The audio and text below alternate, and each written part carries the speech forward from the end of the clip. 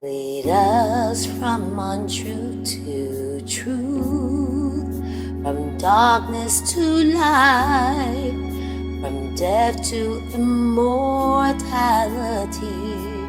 to peace, peace,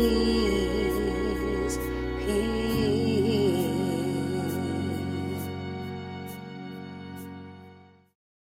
Hello, viewers. I'm Chitra Krishnamurthy, Director of Nrityalaya, School of Indian Classical Odissi Dance in Potomac, Maryland. We hope you liked our presentation of HERstory, a dance portraying a woman's battle to overcome darkness by rekindling her passion for dance. In spite of the delays due to COVID-19, we have persisted and produced HERstory. You can still view it. To shed more light on the topic of depression, we are conducting a post-production webinar. Welcome to the Nrityalaya webinar series, Pursuing Passions to Heal, titled HERstory and Our Stories, presenting the first post-production webinar. We have assembled an esteemed group of panelists. The panelists include speakers who have openly talked about the malady called depression that has challenged them. The panelists also include therapists, the healthcare professionals who will give further insight into this darkness and the healing and the recovery process. The very same panelists who took part in the pre-HERstory production webinars will now talk about their different paths to healing in the post-HERstory production webinars. I am convinced that with the different kinds of help available these days and with modern technological innovations, there is hope for the future. Let's start our conversation with the panelists in this first webinar of the series. We will conduct the discussion as a question and answer session. We are honored to have such diverse panel today. Our speakers today are Ms. Semora T. Johns-Smith,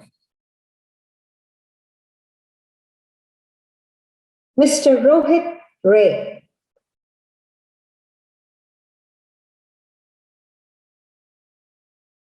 our healthcare professionals for today are Dr. Shanda Reynolds,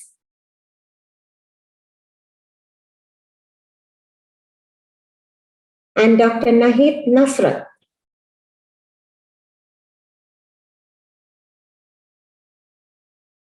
Please give them a warm welcome. I would like to start off this panel discussion with a few questions for our speakers. Ms. Smith, please start by briefly describing your experiences with depression and tell us how you coped with it. This will serve as a refresher for the viewers. Over to you.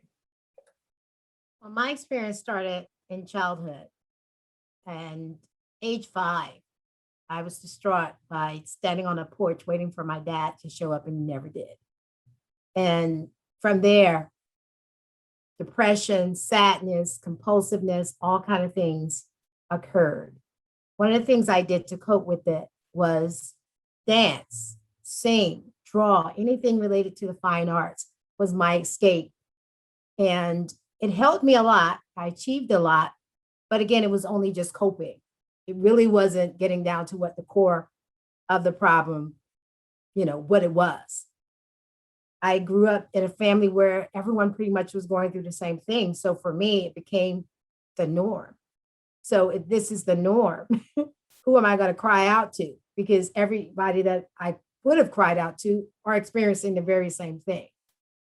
Then there was the labeling, and the expectation. And now that I'm trying to put myself in a position to escape from it, I'm being looked at as the leader. I definitely now can't express my problems because everyone's looking at me to help them solve their problems. I had to be strong. Being raised by 2 strong women, I looked at them as my example. So the way they behave is the way I behave. But then I started noticing that my behavior wasn't always constructive. It was self-destructive in a sense, and also destructive to others in a sense too, because I craved this need to be good enough. And no matter what I achieved, it was never enough. That wasn't the best. I always had to do more, always had to do more, always had to do more. And if I didn't fulfill that need, then all of a sudden the depression would come down on me again. Why? Because I didn't prove that I was good enough. And I would fall right back into that feeling I felt when I was 5 years old.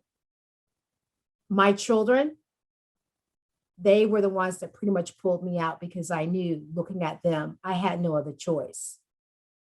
So I look to them as, the courage, that thing that drives me to even be more, not just for myself, but for them, because now I'm not only responsible for my life, I'm responsible for their lives as well.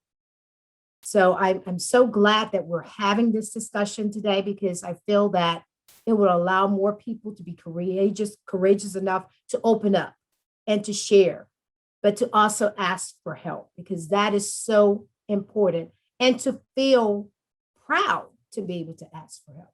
So thank you so very much for having me to be a part of this discussion and allowing me to share my experience.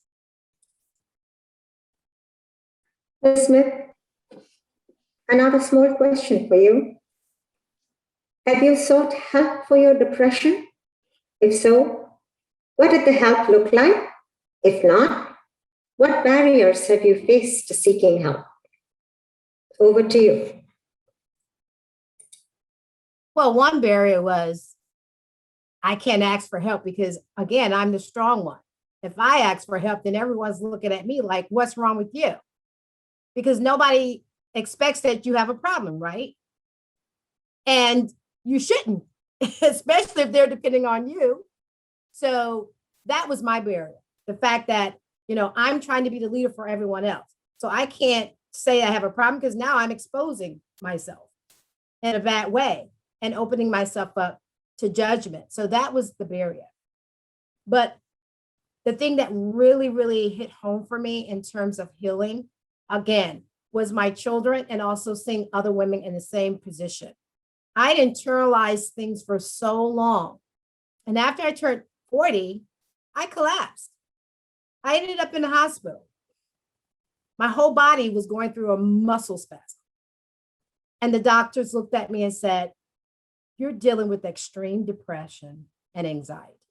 First thing they did was prescribe medication for me. But I'm not one to take a lot of drugs. I didn't want to have to be medicated in order to feel good. So again, I embraced the things that I was passionate about, dancing and teaching music and singing and helping other young women and my daughters and their friends. This is a thing that's helped me on my journey. More importantly, what I've learned is it's okay to cry. Dr. Nasra stated that once before in one of her responses about people's perception of crying. Crying is not a symbol of weakness. Rather, it is a symbol of strength and resilience, because you are releasing and because you are showing some sign of, I need help. So I'm all for crying. I'm all for sharing. And I say, let's just hold on to the things that we can, that we know will help us, but also be open. The first thing is you got to be honest. You got to be true to who you are, own your stuff, acknowledge it, because it's only when you acknowledge it that you're going to open the door and allow someone to come in and to give you help. Counseling was the best thing for me. Joining affiliations such as Toastmasters was the best thing for me. Being a part of things within my church ministries was the best thing, because then I surrounded myself around people who eventually became a network of support for me.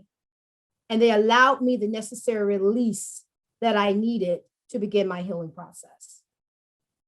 Thank you. I will ask Mr. Ray the very same questions in two parts. Mr. Ray, please start by briefly describing your experiences with depression and tell us how you coped with it. This will serve as a refresher for our viewers. Over to you. Thank you so much, Dr. Krishnamurthy. You are always told that when you fail to succeed, try and try again. Is what to do when you lack the motivation to try again. Depression came to me as unfamiliarly as my parents trying to simulate their teen son with their emotions, their one and only son, actually. I didn't have the appropriate resources to seek or to recognize what was going on with me. And my family always just told me to be strong. I realized that I had developed depression and anxiety much later than probably I should have. I started having suicidal thoughts, and my parents, the people who were my support bubble, had suddenly seemed to vanish. But when darkness comes, light always follows.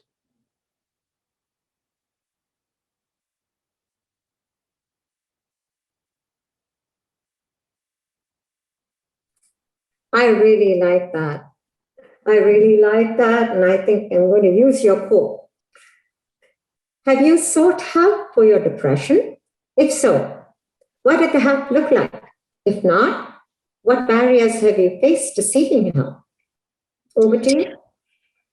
Thank you so much. I encountered a blessing in disguise of a psychotherapist in training who is also my family friend, who helped me to alleviate myself of thinking about my community or thinking about others, and thinking about myself, looking into solutions such as meditation and for people who know Lord Shiva, for religious spiritual practices to gain strength to overcome all obstacles. You also receive in the least expected ways possible. My podcast allowed me to express stigmas and taboos around mental health, but it also helped me realize I was never alone in my, and it helped me gain insights and perspectives from many different people on life, something that I could gain from them as well. It helped me focus on my strengths, such as being emotional, rather than focusing on my gender-based weaknesses, quote unquote. My seek for help is to allow myself to acknowledge that life is a consistent process of growth and balance. And with the certain people in your life that can promote that, surround yourself around them. If you see toxic connections, cut them off or put them aside temporarily until you are ready to go ahead and proceed with facing that toxicity. Thank you. Thank you, Mr. Ray and Ms. Smith, for your touching stories and frank, inspiring comments.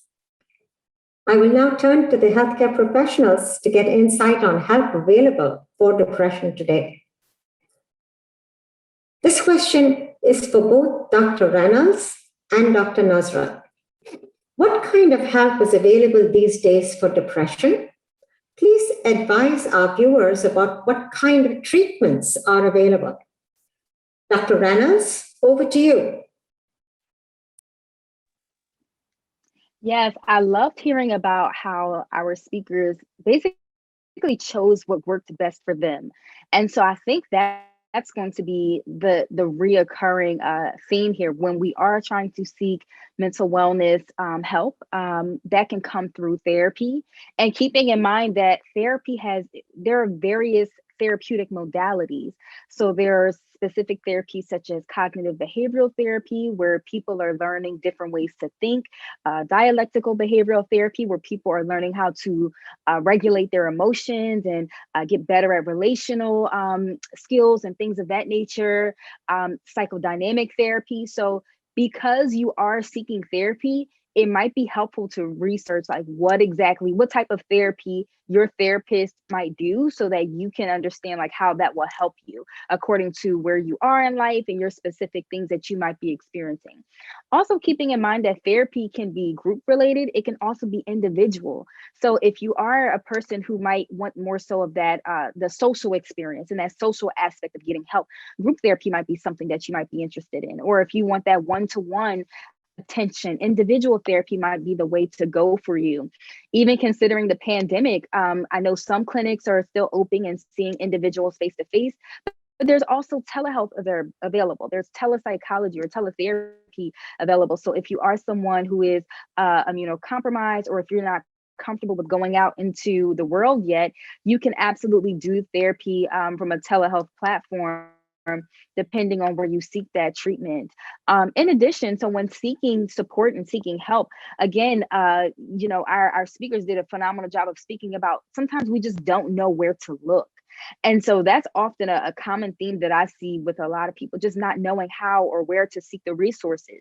And so if you're a person who's not knowing where or how to seek them, I would encourage you to start local and ask your job, like, hey, do you know any resources? Because a lot of companies now, they have emotional coaches now because of COVID-19. They have therapists that they refer their employees to because of COVID-19 and everything else that we've experienced over the past year. So maybe asking your employer. Schools often offer therapeutic services.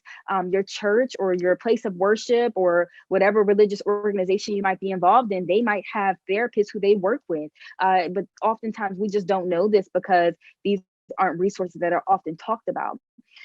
Additionally, you might want to contact your primary care physician if you have one to see if they can refer you to some sort of therapist to get the help that you're looking for. And also insurance companies. So simply calling your insurance company, they can provide you with a list of therapists within your network who might be in your area who are currently seeking clients. But that's just an overview of how we can start getting the help that we need. Thank you. Dr. Nasrat, over to you. I think that my colleague, Dr. Reynolds, really covered it comprehensively. I want to just point out to a few things, which is about the individual. No treatment is the same for everyone, right? So every single treatment is different based on individuals' lived experiences, the presentation of their pain, and so on. So I don't think that we should really go from the notion that there is one therapy that works for everyone, fits everyone's context. So for the individual, we need to learn as much as possible about our own depression, right? Our own depression. Just because there are specific symptoms or signs of depression does not necessarily mean that I may probably show all of them. Also, it takes time to find the right treatment. So be patient. Being patient is really, really important. And so sometimes we become our own barrier to in that case. That is, like, I have expectations, very high expectations that I will overcome depression overnight. This is an idealized notion as opposed to realistic, right? So I need to do as much as possible to learn about my own depression. And I'm so grateful for Ms. Smith, who mentioned that she really reflected a lot in terms of she started with age 5, reflecting what were some of the causes of her depression. And that really takes a lot of strength and also reflection in terms of what might be the causes of my depression, so I can go on and really get the best help that I can get. Also, there's a lot of emphasis in our country here in the United States on medication alone. That is not the right therapy. Because, let's put it this way, the pain that was inflicted on anyone or so on, whether it's societal, by the society, by a family, community, the medication does not really cure the cause. Right? It only, allows us to really hopefully think a little bit more optimistically and better and so on. But, medication alone is not really the right choice for everyone. But I need to also say that there are some atypical depression that could actually benefit for a lot more from medication. Social support. This is really the critical thing. Mr. Ray mentioned the fact that, just one person who is able to listen to you, just person who you can actually trust, because you may be surrounded with many people, but still feel alone, right? Because you cannot really trust them. And so that's really important. Find the person. And as well as so there are aspects of that. There are also health related things that we can do, exercising. I'm so glad that this amazing organization is offering dancing, which is really, in the middle of my heart, because that is how you can express yourself and release all the stress and everything that is really in your heart and mind. That is the best thing. I wish I could. I think this is also very important to understand that this particular approaches to treatment are culturally grounded, and so dancing is one of them. So nutrition is important. What do we eat? What do we actually enter in our body? We're surrounded by toxicity, in terms of nutrition. What do we eat? Know the origin of what you eat. Sleep well. Sleep. So our sleep habit is really important, and stress reduction. What kind of things can I cut off from my daily practice that are not very healthy to me? Toxicity, get rid of it. People that I'm surrounded by that really causing some issues for me. And then, of course, psychotherapy is really important, but also make sure that you find the person who actually understands your lived experiences, and as well as cultural, contextual issues that you bring in, and then see you for who you are, not just a person with depression. Thank you. From both of you, I understand that help is available and it can be tailored for the individual. Well, this is such good information. Thank you. Our next set of questions are for the speakers, Ms. Smith and Mr. Ray. What empowers you and gives you hope to fight the battle? What message do you have for those suffering from depression but are afraid to seek help? What would you like our viewers to take away from our conversation today? Ms. Smith, first over to you. What gives me hope? I can't say it any more than I've already said. My children, my two daughters, Dejine and Demi, they give me hope because I don't want them to walk the same path as I did. I want their paths to be better than mine was. So I'm so empowered by them. They give me hope. The other thing that gives me hope is the fact that I have been blessed to work in environments where I work with a number of women who unfortunately experienced the same thing that I did. And it all started during childhood. So as I share my story, I'm encouraging them to open up and share theirs. And if one person is impacted, if one person is healed, if one person is able to get the help to start on their journey, then I feel that my job has been done. We talk about treatment, and I agree with the doctors. One size doesn't fit all in terms of treatment. Medication wasn't the thing for me. Because of the job that I have as a lead program manager, I'm a strategist. So I have to be able to think at all times. Medications made me lethargic. So it didn't allow me to be the person I really am, which is very vibrant and energetic, but it also didn't allow me to perform as I needed to with my professions. So the medication just couldn't work for me. But what did work for me was the dance, was the singing and music. Because when I'm teaching music and I see the young people I teach, I see their faces and that feeling of I can do it. And that was like the best medicine ever for me. When I'm singing and when I'm dancing, it's a way to also release whatever's going on with me. I don't even think about the depression. I don't even think about any worries. The other thing is I worked with a professional, a psychologist, and she gave me an assignment that worked in terms of stress reduction. She said, I'm not going to give you a specific assignment. I'm not going to tell you what to do because you have to create something that's going to help you to counter the triggers that you are experiencing that places you in moments of depression.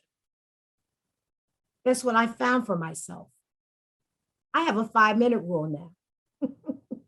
If I'm about to cry more than 5 minutes, it's out the door. It's gone. It's dumped in the trash. 5 minutes, that's it. I'm going to spend 5 minutes on the issue. If it warrants more than that, that means it's too big for me to have. And it has been an exercise that has truly helped me, because when I get to that point where it's more than 5 minutes, I say, okay, I've dealt with it. I move on. So I'm not allowing myself to internalize anymore in the same manner in which I did when I was a child and for 40 years or more. I'm not allowing that. I'm dealing with the issue head on. I'm direct. I'm honest. And again, I'm owning my own truth. The one thing that's important that I would like all people dealing with depression to take away is there is help. And the help is not going to always come to you in that traditional way that you may think of. There's so many things that can help you in terms of fighting depression. Most of all, I'm finding that when you're dealing with things that you're passionate about, it really helps you to hone in on those skills, those innate abilities that you have. And oftentimes it's those abilities that will help you escape and move beyond your moments of depression. The last thing I want to say is we are all incredible, extraordinary people. There's nothing that we will achieve without the contribution of another person. So reach out for help and get the help. Make yourself a priority, because oftentimes we don't when we're in depression. We're always thinking about what other people think of us and not thinking enough about what we think of ourselves. Take it one day at a time. Think of yourself. Reach out and get the help you need. You'll be a better person for it. Thank you so much. Mr. Ray, over to you now. Thank you so much, Dr. Krishnamurthy. First of all, this panel and hosting this is very, very important for everybody to recognize that depression and anxiety are normal parts of your life, no matter when and where it happens. For me, empowerment comes by expression, by socialization. The hope is from the creative outlets that they come and they blossom from. For me, it started off with singing, started off with participating in the fine arts, gaining energy from the crowds that you see, that you interact with. It helps you get into that headspace of, wow, there's this happiness that comes in when you're in that. And the strength that comes even from outside of that, because that's a self activity, in my opinion. You're doing it with yourself, for others. But through the platforms that I have done, when it's talking to youth advocates, teaching them about mental health, to my platform of discussing, expressing stigmas and taboos with multitudes of people who have different stories or have gone through similar ordeals as I do. It builds insight for me and also lends a helping hand towards them as well. I realized in my life that barriers are inevitable. And most of my personal barriers now come from backlashes from family members and communities about my progress in my life. But your life is your own journey. Your progress is based on how life fulfills you, because success is not of equal value for everyone. What I would like the viewers to take away from this conversation that we've all facilitated today is that look at life with gratitude, optimism, and faith. These are three important keywords I use in my life. We cannot change our past, but we can change our present actions for a better future. It's always good to have a plan, but don't necessarily rely on the plan. Life will throw adversities at you at the most unexpected moments, but it's just to teach you life lessons as you progress in your life. You can always overcome your hurdles, whether it's depression, anxiety, any other kind of mental health related disease or something personal. But when in doubt, express yourself, because as I like to say for my slogan, your voice is your platform. Ms. Smith and Mr. Ray, your own struggles are moving experiences without a doubt. You serve as role models to others who need help. Thanks for that. As a matter of fact, I think that you guys can be making these speeches which are so encouraging to anybody listening to you. The next set of questions are for Dr. Reynolds and Dr. Nusrat. Depression is not contagious in an infectious manner, yet it is hard to open up, even to loved ones. Most times it seems hard to even broach the subject, much less offer advice to loved ones who you can see are depressed and in need of help. What myths can you dispel for those that are seeking help? Does stigma still delay the recognition and acknowledgement of depression? And does it cause delays in treatment leading to horrific outcomes? What advice would you give our viewers? Dr. Nusrat, over to you first. Mm-hmm. This is a very important question. I really appreciate Dr. Krishnamurti. First of all, I need to mention that, it's hard for family members to listen to the pain of their family members. So they will come to the rescue. So they will say, oh, you're fine, just be strong and so on. And because they don't know what to do with that. That's a normal human reaction. I don't think that many people, approach it from an from a place of malignance, right? So they don't know, first of all, how to approach it. So we need to humanize them as well. I think that's really important. Secondly, I think that is what's really important is that some of the myths that exist is like, oh, depression isn't real illness. It's just in your mind. And it's really true because you cannot see it.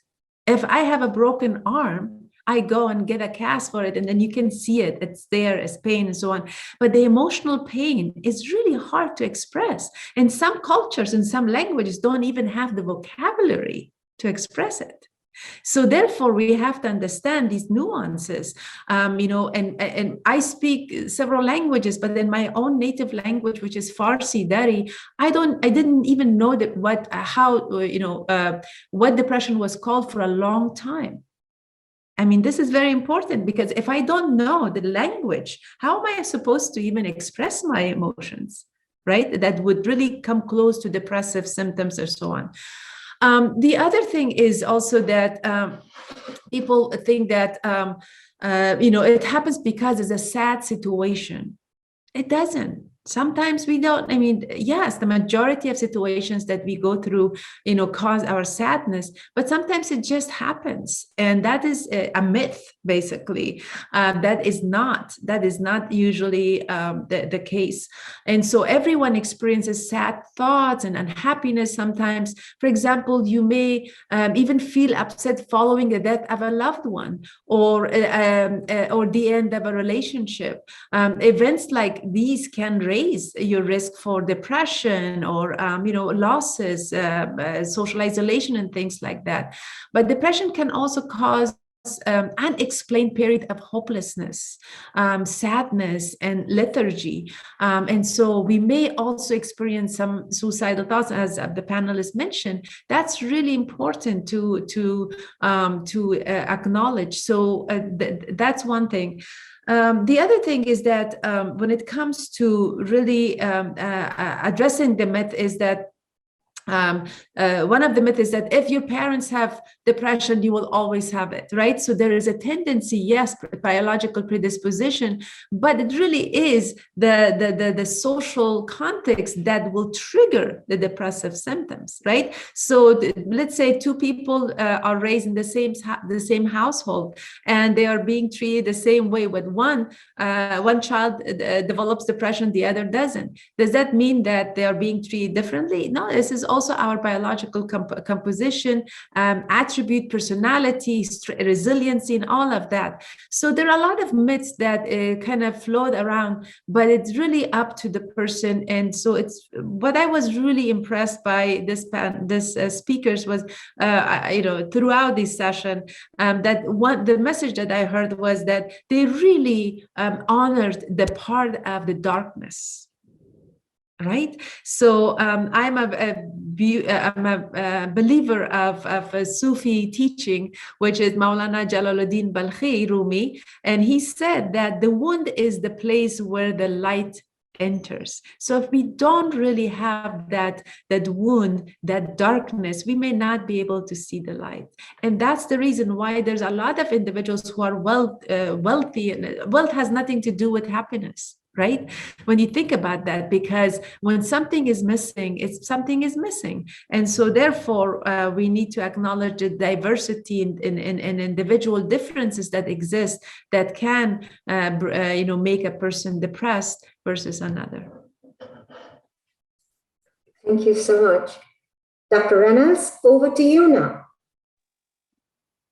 Absolutely. Yeah. So I would say one of the myths that we often hear, and this question actually brought me back to my dissertation days. So when I was writing my dissertation, I came across one research study. It was a quantitative study, and they were basically analyzing the perspectives of Black men pertaining to depression. And they often found that the common theme there was that they found that depression was a white woman's disorder. And they found that when they further researched this theme, that it wasn't just specific to Black men, but communities of color in general, just feeling as though depression, that's a white woman thing. Suicide, that's something that only white people go through. And so, I think that this specific study is so profound because it takes a look into our myths that we have about depression. And it's really important for us to really dismantle this, because depression doesn't have a color. Depression doesn't have a gender. Depression does not have a socioeconomic status. It can impact anyone. And I think, one of my colleagues said earlier that depression and other diagnoses aren't specific to regions. It is global.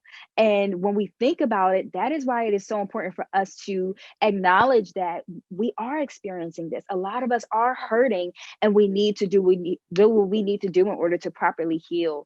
Another common myth that I often hear is that I always have to be strong.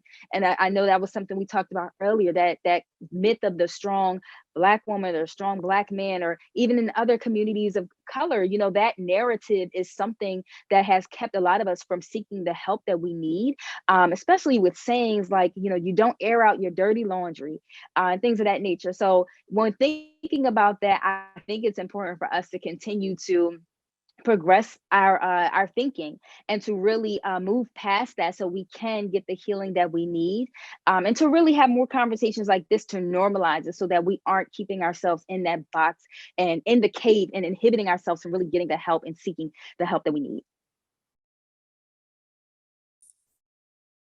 Thanks to both of you for informing our viewers that help is available and they should reach out. Thanks to all the panelists, the speakers, Ms. Smith and Mr. Ray. We really appreciate your willingness to openly talk and share your touching stories of depression with us. A heartfelt thanks to the therapists, Dr. Reynolds and Dr. Nazrat, for sharing their experiences and giving us information about the help that is available today. Viewers, the same panelists have assembled before and after the presentation of HERstory and talked about their varied journeys to healing and the help available. Listening to the panel has been inspiring and filled us with hope. Although the path to healing and recovery is never easy, taking those first small steps seems to be the key. In the caption below, you will find some websites and links where help is available. Folks, do not despair, as help is only a click away. Thank you, viewers, for joining us for this important conversation today. These are indeed very important conversations. Viewers, stay tuned for the next episode that will air on YouTube on Saturday, November 20th, 2021 at 10:30 a.m. Eastern. It will include another diverse panel that will present different viewpoints.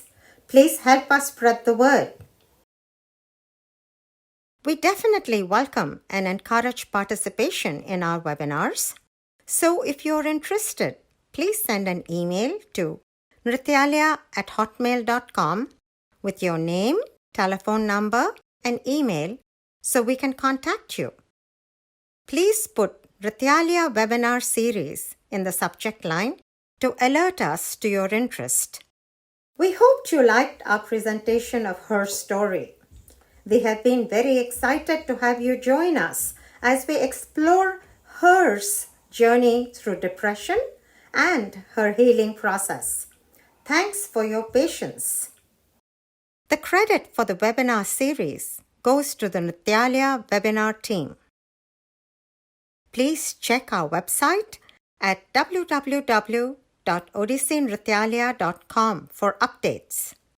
This is Dr. Chitra Krishnamurthy signing off from the first episode of the post-HERstory series, Pursuing Passions to Heal, HERstory and OURstories webinars. Thank you.